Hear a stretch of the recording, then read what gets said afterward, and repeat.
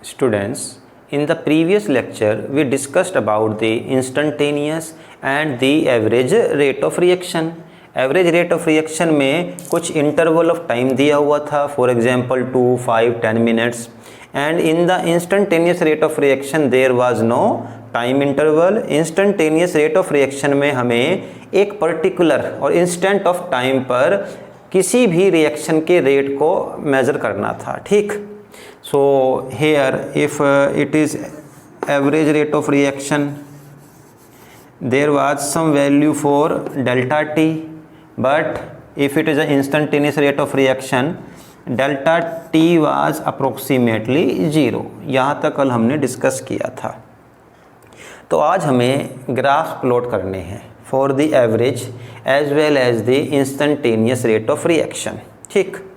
Now graph will be between the time and concentration. ये आपके पास, ये जो आपके पास एक्सिस है इसको हम टाइम के लिए मान लेते हैं, time, and this axis you consider it for the concentration of reactant r. I am writing here r, and this axis will be for the concentration of product p. Okay. Now थोड़ा सा graph जैसा बना लेते हैं यहाँ पर. तो ये आपके पास, इसको हमने फर्दर ब्लॉक्स में डिवाइड कर दिया. 0, 5 ले लेते हैं यहाँ पर. तो ये 10, 15, 20, 25, 30, 35 एंड 40. मे बी मिनट और सेकेंड, वो तो आपको दिया होगा वहाँ पर अगर कभी इस बेसिस पे न्यूमेरिकल आया तो. ऐसे ही ये कंसंट्रेशन का हो गया ग्राफ. ठीक है. थोड़ा इसको डीपली करो, बुक में दिया हुआ है रफली, थोड़ा सा डीपली करोगे तो हो सकता है कोई क्वेश्चन ऐसा आ जाए, ऑल्दो आज तक कभी आया नहीं है बोर्ड में, बट फिर भी आ सकता है कि कोई न्यूमेरिकल सॉल्व करने के लिए ऑन दिस बेसिस कि केवल ग्राफ ही दिया हो और वह कहे कि आप इसमें से एवरेज रेट ऑफ रिएक्शन निकाल लो, तो आपको पूरा आना चाहिए. अब यहाँ वैल्यू दी होगी, मे बी यहाँ पर भी चलो इसको 5 से मान लेते हैं. 0 से ये 5, ये 10, ये 15, ये 20, 25, 30, 35, 40, 45 एंड 50. ओके. नाउ सपोज जब हमने स्टार्ट किया, रिएक्टेंट की कंसंट्रेशन थी 40. ठीक है. 40 मोल्स मान लो, जो मर्जी मानो आप, 40 कंसंट्रेशन थी, ये रिएक्टेंट की है. तो what was happening there in the reaction. देखो, हमें ग्राफ को क्रैम नहीं करना है, समझ के बनाना है, और जो समझा हुआ है उसको फर्दर और सॉलिड करने के लिए ये ग्राफ बनाना है.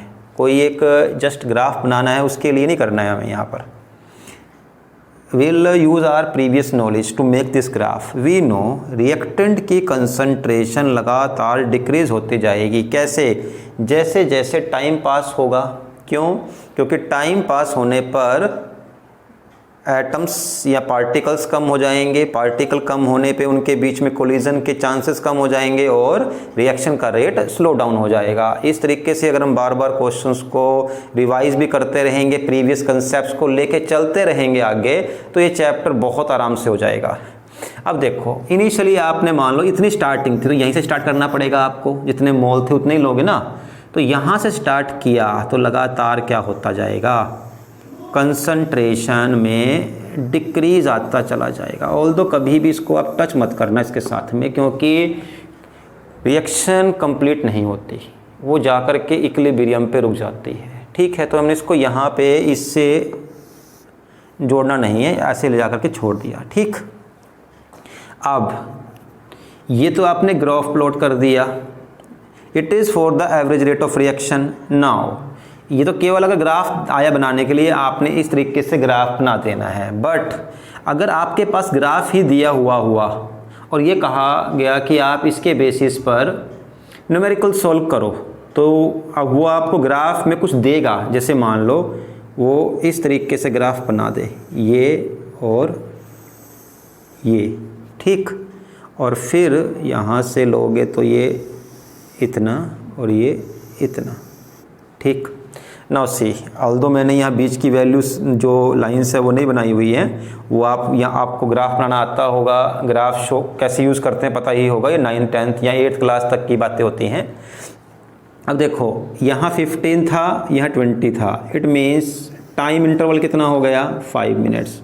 ये टाइम इंटरवल हो गया आपका 5 मिनट्स, यानी कि टाइम कितना मिल गया आपको 5 ग्राफ। इस मीन्स अगर क्वेश्चन ऐसा आया न्यूमेरिकल का तो कुछ नहीं देगा, जस्ट एक ऐसा ग्राफ बना हुआ होगा और इसके बेसिस पे आपको न्यूमेरिकल सोल्व करना पड़ेगा। तो टाइम आपको यहाँ देखकर मिलेगा, ऐसे ही जो यहाँ फर्दर लाइन बनी होंगी उससे आप पता लगा लोगे कि कंसंट्रेशन में कितना चेंज आया। ऑल्दो जैसे मुझसे यहाँ बना है वैसा नहीं होगा, वो आपको कहीं ना कहीं पूरा थिक लाइन से ही देंगे या फिर लिखा होगा दिस वैल्यू इज 2 मोल पर लीटर, कुछ दिया होगा। ऐसा इतना नहीं होगा क्योंकि इसे अगर मेज़र करने जाएंगे तो थोड़ा बहुत हर एक स्टूडेंट की मेजरिंग पावर में प्रॉब्लम आएगी, वो इसको 3, 4 कहीं ना कहीं प्रॉब्लम करेगा। तो या तो वो अगर होगा तो इस और इस लाइन के बीच में होगा ताकि कोई भी डाउट ना रहे, क्योंकि बोर्ड में ऐसे क्वेश्चन नहीं मिलते हैं जहाँ पर कि डाउट क्रिएट करने की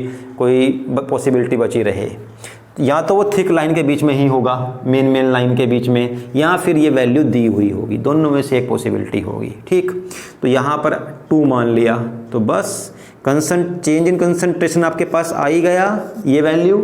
टाइम आपको यहाँ से मिलेगा तो रेट ऑफ रिएक्शन निकाल लोगे आप। Rate of reaction is change in concentration of this, कितनी है वो 2 डिवाइड बाय टाइम, सो मोल पर लीटर पर मिनट और पर सेकंड। आपका आंसर इस तरीके से ये निकल जाएगा। ठीक है, अच्छा ऐसे ही अगर हमें रेट ऑफ रिएक्शन को मेज़र करना हो for the instantaneous rate of reaction, या फिर अभी मान लेते हैं हम प्रोडक्ट के लिए यहाँ पर। अब प्रोडक्ट भी सेम टाइम ये रहा आपके पास, टाइम के लिए एक्सिस ये रहा। ठीक है, ये प्रोडक्ट की कंसंट्रेशन ये, टाइम ये, and we know with the time the concentration of product will increase. जैसे जैसे आपका टाइम पास होगा प्रोडक्ट इंक्रीज होता रहेगा, क्योंकि क्या डिक्रीज हो रहा है रिएक्टेंट। जितना रिएक्टेंट कम होगा उतना ही क्या इंक्रीज होगा प्रोडक्ट। दैट्स वाई यहाँ पर प्रोडक्ट कितना है 0, टाइम भी 0 है, प्रोडक्ट भी 0 है।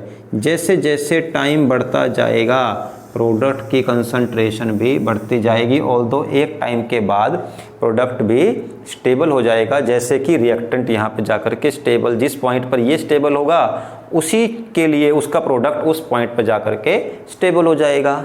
तो इस तरीके से ये हो गई आपकी average rate of reaction for the concentration of product and time. और अगर इसमें क्वेश्चन देखा जाए तो ऐसे बन सकता है, आपको यहाँ से पता लगाना हो तो ये 2 टाइम आपके पास आ गए।